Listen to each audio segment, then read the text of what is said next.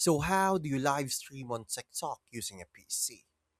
First, you need to know that TikTok only allows PC live streaming through TikTok Live Studio, and your account must be eligible, meaning you usually need to be at least 18 years old and have live access enabled on your account.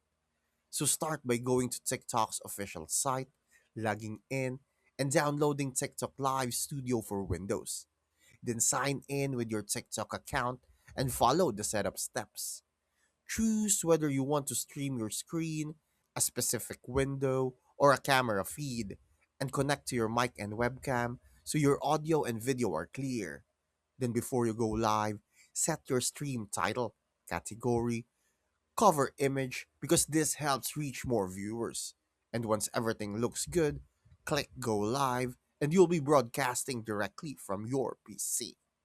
If you don't see live video available, that means your account isn't eligible, in which case, your only option is to grow your account or stream from mobile until TikTok unlocks PC streaming for you. Thanks for watching. Make sure to subscribe for more useful content.